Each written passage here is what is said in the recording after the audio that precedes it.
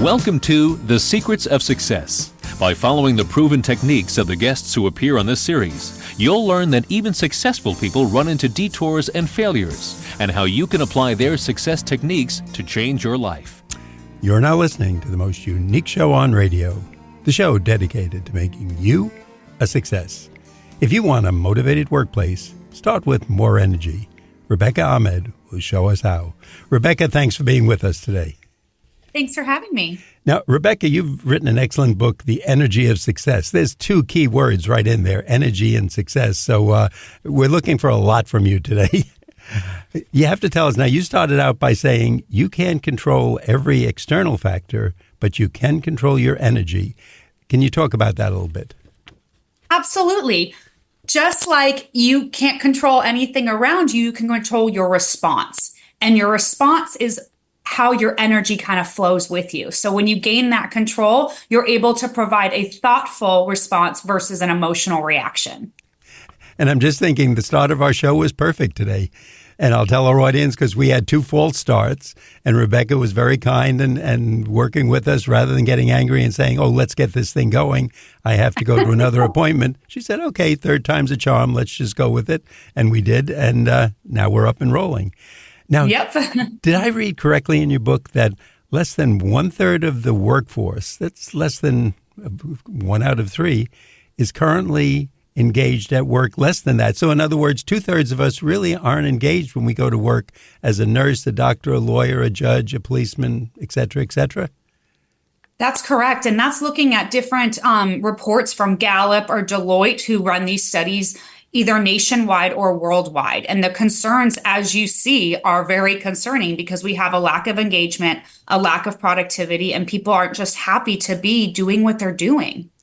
And it seems kind of shocking because I've been hearing numbers like that for quite a while. This is not something that just popped up overnight. So either we're not doing anything about it or we need you to be in 6 places at the same time to give us a kind of a shot of energy. Well, the goal is to energize people so they can take this into the workplace and make those shifts. So we create exactly what you're saying, sustainable business practices. We didn't get here overnight, and it'll take some time to get out of it, but I think we're in the right direction. And I think you make a great point there. We didn't get there overnight, so we're not going to get away, I guess, overnight. But if we start in the right direction, we can get those numbers a little more in the positive zone. Correct. Now, in your book, you mentioned that we're trained to focus on what's wrong. But when I read that, I started to think to myself, isn't that what most, if we talk about professionals, the policemen, if everything's going right, the policeman or the policewoman can just walk around, check things out. The doctor could just smile. He or she won't have any business, but they can just smile. But their job is to find something wrong. So isn't that what our jobs are? The higher up the pyramid we go, the CEO gets hit with anything that gets wrong. The general manager of the baseball team, all day they complain about him on sports radio. So isn't that kind of our job to find out what's wrong? It is our job to find out what's wrong. It's also our job to look at the challenges we experience and reshape them as opportunities rather than focusing on it as just a problem. What is the solution? How can we solution orient? You're correct, Bill. Every single time it's never going to be perfect. We'll always have opportunities, but how we respond to those opportunities and how we frame them, that's where energy comes into play. Now, I think a lot of us would say, well, I've got a lot of energy. I have 2 cups of coffee before I go to work, or maybe literally at my desk at work, and I'm ready to go as the day goes on. But it's not my fault. It's too cold in the office, or I have a mean boss, or that coworker just always gets me annoyed and throws me off track. How would you define personal energy for us? Sure. So I'm going to give you kind of 2 different definitions so you can marry them and see the different perspectives. Personal energy is the amount of vigor or capacity you bring to a situation. So that's the blanket definition. I like to explain this a bit further in the sense when you think about scientists and how they define energy as the ability to do work. And you have working energy, which is kinetic energy, or stored energy, which is potential energy. And throughout the day, you'll notice when you have more energy, what you're able to focus on, accomplish, and get excited about. And then you also know what drains you. what brings you down, what starts taking up that energy if you're frustrated and makes you exhausted and lethargic, or frustrated where you just say, not today. And so when you experience those emotions, you'll see how engaged or not engaged you are working towards your goals. That's for sure. And I think you explained it very well. I like that word vigor, because I think a lot of us are at our desks, but we lack a little of that vigor or excitement. And I guess, to be honest, you can't have that for 8 hours a day. It's kind of hard to maintain it continually. But we could certainly get more of our day with vigor if we're doing something we really enjoy, or if that's working with children or medicine or research or whatever. You're giving perfect examples of how people recharge. Can your phone last all day? No, it has to be recharged throughout the day based on the apps you use, based on how you use it. We humans are the same. If we're recharging as much as we're recharging our phones, we would be at, 100% or quite often at that, because we're putting those actions into place. It's that we don't do that. Now, if I'm correct, there's constructive and destructive energy. Is the destructive energy the negative? I'm going to call them negative around us. Maybe we don't get along with one coworker. Someone's always taking our parking space, or something about the office is just annoying. The music is too loud or something. Yep. The effect of that negative energy is destructive. It causes your body, your mind, your emotions, your thoughts, your actions to basically start using up stored energy. So you do become more lethargic. You are frustrated. You're draining your battery. And so that's the effect of negative energy. You might need that. If a bear's chasing you in the woods, you're not going to look at that and say, what an opportunity. You need that stored destructive energy to say, go, run, or fight. So there's very important times you need it, but not consistently, and it's not something that's sustainable. I like that example, because you're right. I'm not even going to think of your book if I see a bear in the woods. I'm just going to take off, and hopefully I'm a little faster than the bear, and that's what I have to be. Exactly. Now, do we then become negative? I'm just wondering, let's say there's a coworker, or even a concept in our company, and let's say we're marketing executives. I think we should do it differently, but we're going to market a certain product. And I tell everybody how wrong this is. Gee, these people don't know what they're doing. They're doing it all the wrong way. They should be hitting the West Coast instead of the East Coast, or whatever I'm using. Is that just to make ourselves feel superior? Now I feel more important because I'm telling everybody how the boss should do it. That kind of, in my mind, means I'm smarter than the boss. Is that a natural reaction that you see a lot? It is a natural reaction. It's a reaction, though. When you think about that reaction, there's multiple ways you could approach that. You could say, I disagree with this, but I'm not upset. By all means, I trust your leadership, or I trust this person, and let's see where it goes. And you can explore it through a lens of curiosity. Or your ego could come to play as you're sharing, and you do get frustrated by someone, and then you just say, I'm right, they're wrong. That's not collaborative. That's not constructive energy. And you'll feel that because it's draining you, because you're angry, because you're frustrated. Once we've read your book, is it easy for us to change this? And I mean, first of all, at least now I'm alert to it. And if I see draining situations, I can say, I'm just going to stay away from that person to the extent that I can. Maybe I can't stay away from certain coworkers, but certain things I can stay away from, or situations, or maybe I just arrive at a time when the other person leaves, whatever. Is that relatively easy, or is it harder than it seems? It's relatively easy. And that's what I think is so fun. Throughout the book, I provide key takeaways, action steps, so you can start making quick changes that are sustainable. This isn't a quick fix like a lose 5 pounds in a week. It's oh my goodness, I lost 5 pounds over these 2 to 3 weeks, and I'm never going to put them back on because I love how I feel. I have so much energy. I like to look at energy as a currency. When your bank account's full, you're very excited. If you had all the energy in the world to accomplish your goals, you're going to be looking for more areas around you that enhance that energy, because you want that wealth in your life. You get so excited that the destruction is not even something you want to entertain. That's so true. Even small things. I was thinking coming into the show today that the local baseball team that I root for lost today. So that's a little bit of a downer. On the other hand, on a day when they win, I feel like I've shared in that win somehow. And I do feel perked up, I'm going to say motivated and more energetic. And look, they can win 3 in a row. I can do it too. And whatever I'm doing, whether it's just finish off this task today or prepare next week's show or whatever else. Is that in general what you're seeing in the workplace? Yes. If you are leading with those values and you're marrying that to your goals, your energy, as you continue to make steps towards that, will become more constructive.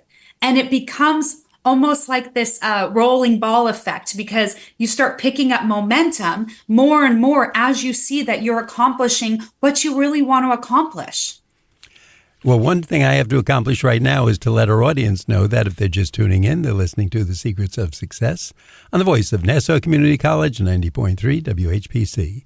I'm your host, Bill Horan. Our guest today is Rebecca Ahmed, AHMED. Her book is The Energy of Success. And Rebecca, we're just going to ask you, what is the website where we can find out more information? Yes, it's www.energeticimpact.com. If you'd like me to spell it, I can spell that out for you too. I would ask you to do that because maybe our audience is trying to write it down quickly. Absolutely. Energetic, ENERGETIC, impact, IMPACT.com. Oh, I felt like I was back in the spelling bee. I was just going to say, as I'm looking at you, you look like that little kid on the spelling bee who's very thorough and making sure they get every letter correct. But to our audience, if you didn't get it down this time, as usual, if you're a regular listener to the show, we will give you that information again a few times before the end of the show. Rebecca, you mentioned that energy shifts due to a person's personal perspective. Can you explain how that works? Yes. So I like to explain this through a lens of glasses. If I have you're wearing glasses right now. I am. If I defined your glasses as a lens of positivity, you're going to see the world, your perception will be positive. Therefore, your energy will follow, causing you to experience positivity. But if I take those glasses off and give you a different lens, and that lens is negative, and you're looking through that lens, your perception will also be negative, and your energy will follow, causing you to experience negativity. It's how you look at things and how you're able to shift them in your brain to say, is this ego, as you shared earlier? Is there an opportunity to grow here? How can you lean into it with different energetic success principles to create shifts so that your perception of the world will be continuously constructive? Now, when you give a talk to leaders of companies, whether it's the regional manager, assistant manager, manager of 10, manager of maybe, and maybe we call them by different titles, but someone who's over 250 people or 500, what is the reaction you get back when you're talking about the energy that feeds off the manager or the leader? So it depends on how large the group, but what I love, and that's my favorite thing, is speeches with huge rooms, because you see the whole room shift and I get to feel it. The aha moment, right? That's that level 7 energy that I call it the climax zone in the book, because you have an out of body experience. A light bulb went off, an aha happened, that you are in control. Our biggest concern, and you ask most people when they get frustrated or they're sad, they don't feel like they're in control of their life. They're not in control of their destiny or accomplishing their goals. And so to give them that control, that they get to steer their own wheel, that becomes that big aha moment for them. And that is so true, because I've noticed with guests on the show, and again, we've been on for over 35 years, I think most people, if you gave them the opportunity to have more control or a great deal more money, they would take the control, because they know if they have the control, they feel comfortable enough, they can make more money. But at least they're definitely going to be happier in their daily activities. And for most of us, that's what we really want. More money, we're just going to buy a more expensive car, more expensive watch, and, spend it kind of on things we don't really need, but will make us temporarily happy. The bosses of any organization have to be the ones who get this, though, if I'm correct, because this is going to feed down off them. Is that correct? This is actually written for everyone. I wrote it very specifically to all employees, because when you own your own energy, you gain control. And yes, I talk about leadership in here. That's more on chapter 12 on how do you impact others. And I look at it from a lens of we all lead our own lives. So anyone's a leader, whether you are in a leadership role in that moment by title, or do you have impact on someone else? Do you have a family that you're a leader of? Are you a leader from a group of your friends? We all lead in different ways. And so that's why I wanted to make sure everyone knows this doesn't have to be, pointing fingers, that person needs to do it better. If we do it better, we can impact those around us. I always look for a takeaway that even after the show we'll all remember, and I just wrote down what you said. When you own your own energy, you gain control. And it's just a few words, 5 or 6, depending how you say them. But I think for all of us, that's exactly what we want in the world. If we have control of our lives, and more control, whether it's financially, personally with the people around us, or at the job, we're usually pretty happy. And at least that frown becomes more of a smile or contentment. Let's put it that way. 100%. Absolutely. Now, I copied another good quote from you. Being happy at work is an inside job. What does that mean? That's that control. You gain control of your life. You gain control of how you want to execute on your happiness. And I'm giving you the tools through the energy of success to ensure that you're able to do that. Well, we thank you. and now I'm going to get to some of our enemies, because I think it's on page 21 in your book. You talk about 4 emotions tied to destructive energy. So these emotions have to be our enemies that's fighting us, or we're fighting with them. What are these emotions that we have to watch out for? Sure. These emotions are anxiety, frustration, shame, and sorrow. And I want to be clear, if you're feeling these and you want to feel them, remember that control, feel it, sit in that emotion. I put this in the book. Don't put glitter on garbage and think it'll go away. You need to address it at one point. So don't try to make it, oh, that wasn't real, I'm not upset, and you really are. Own where you are, own your emotions, and sit through them, flow through them. But when you're ready to move, you can't sit in these forever, because you're constantly then experiencing destructive energy, and you'll see it in your body, you'll see it in your mind, and you'll see that you won't be able to accomplish what you want. Now, when you talk about those emotions, is this something we have to monitor for ourselves? Is this typically something the boss has to look over his group or her group and say, you know what, I don't think I'm getting the buzz from them. They're not energetic enough. Who does this? Again, I know, I guess it starts with each of us individually, but from a company. That's why I would say both, because you can mask it, right? So that's why I mentioned the masking piece. You can pretend, and some people are very good at that. But if they're pretending with themselves, they're still experiencing that destructive energy. It will come out in other ways. They might be able to mask it externally, so their boss doesn't know. But they know inside, ooh, I'm not accomplishing what I want. I'm not happy. I'm experiencing high anxiety. And by acknowledging what you're experiencing and acknowledging that emotion, then you can say, where do I want to go? And let's use the tools to get there. I think it's on page 26 in your book. You have a lot of quizzes and very good questions that makes the reader stop and think how what you're saying applies to them. And on these quizzes, you ask on a scale of 1 to 5.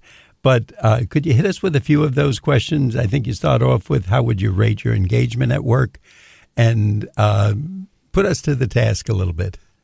Yeah. So how would you rate your engagement at work? How would you rate your productivity at work? How energized do you feel at work? How energized do you feel at the end of the day when you leave work? Or even go in, because a lot of times destructive energy will come from someplace else and you bring it into the workplace, or you get it at the workplace and you take it to somewhere else. So these are questions to really think about and evaluate, where do I want to make improvements? Once again, gaining that control. And I would think to myself, because when I read this quiz, I started thinking, how many days in the office, if I was looking forward to 12 o'clock for lunch, or 1 o'clock or 5 o'clock or 6 to get out of work and be done, if that's too often, I would think that's a bad thing for me individually. Am I correct? Depends how you're defining that, because if you love those 8 hours and you are also so excited at 5 o'clock I go to the gym every day after work. So I get so excited about that. I'm not counting down the hours of being at work though, because I also love that. I look forward to both of them. And that's the goal. When you look at how you're structuring your day, what are you excited about? And you should be continuously excited so that you have energy that is sustainable throughout the day.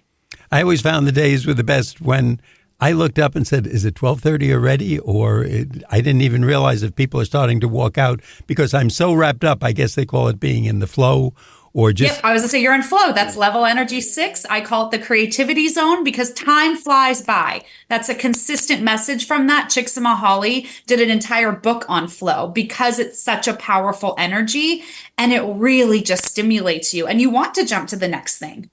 And just to me, the time passes quickly, and I don't even want to be interrupted, nor do I want to go out when everybody's leaving, whether it's for lunch or dinner. I'm, as you say, in the flow, and I'm enjoying it. And to me, that's when I'm at my maximum. I'm doing my best or I'm in the wrong field if that's not the day that it's working. That is the maximum. Absolutely, Bill. You hit it right on the head. Once again, before we go further, I'd like our audience to know that you're listening to The Secrets of Success on the voice of Nassau Community College, 90.3 WHPC. I'm Bill Horan. Our guest today is Rebecca Ahmed, A-H-M-E-D. Her book is The Energy of Success. And Rebecca, again, we're going to ask you for that website. Yes, www.energetikimpact.com. Do you find when you address groups that they're honest in their feedback or to themselves, or does it take a few days or a few hours for them to say, you know what, she's really describing me, or, yeah, I'm good 4 days a week, but whenever we do whatever task comes on a Friday or a Monday, that's not my good day. I'm going to be that negative, unenergetic person.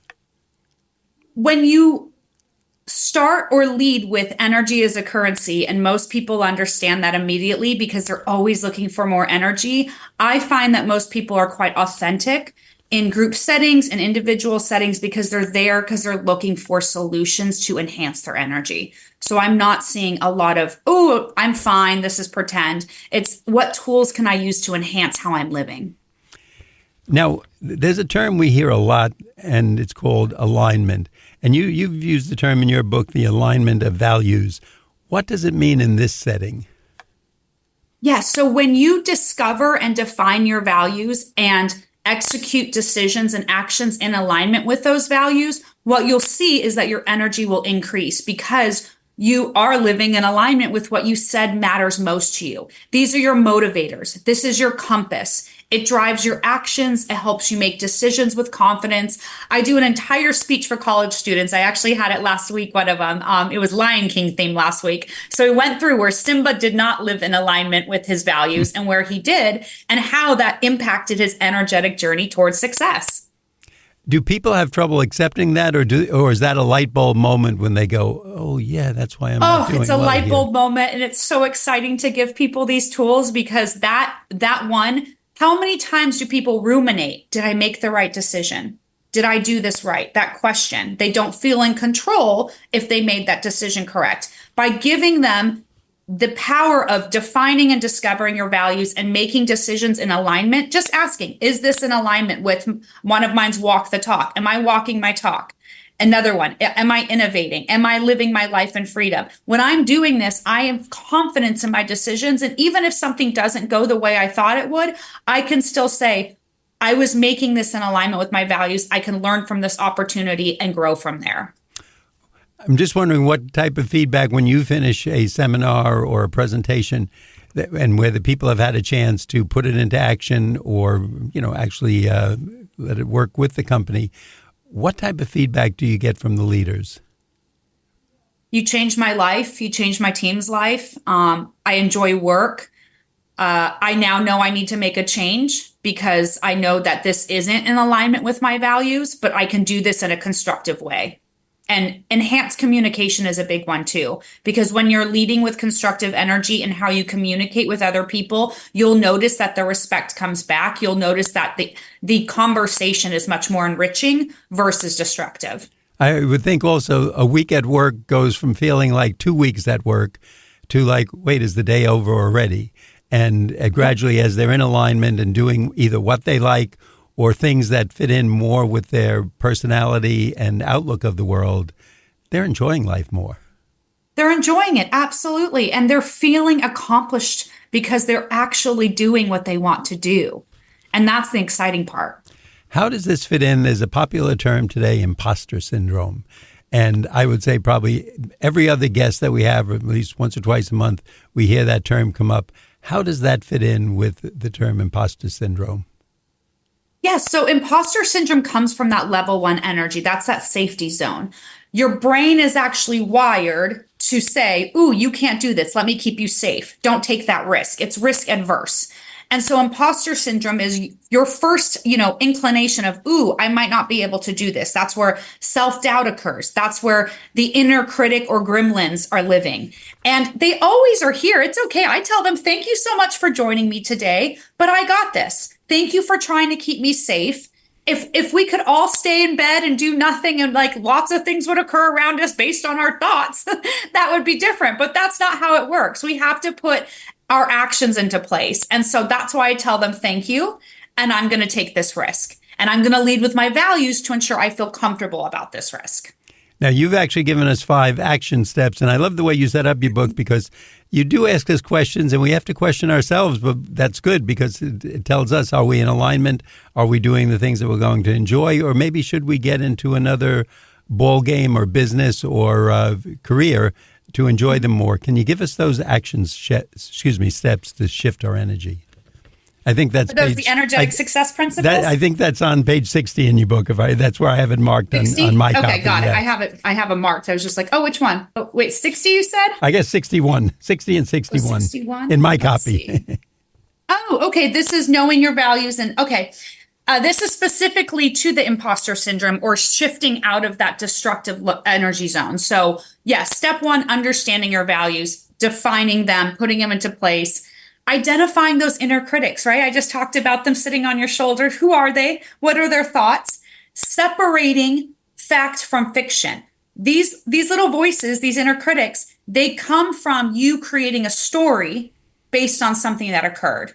So you might have gotten to a car accident, let's say, and then you say, oh, it's unsafe to drive ever, or I'm not a good driver because you made a mistake. And then you create action steps around that out of fear. So identifying that and saying, this occurred once, here's what I learned from it, and here's how I want to move forward. And then I recommend soliciting feedback. So always kind of checking yourself, right? What is the perception that people are getting from me? How am I being perceived? How am I communicating? So you're continuously growing.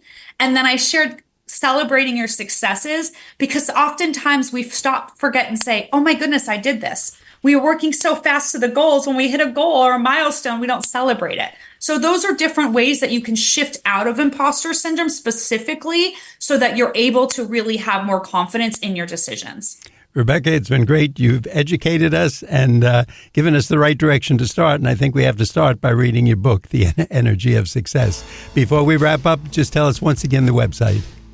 Absolutely. www.energeticimpact.com. Thanks so much for being with us today.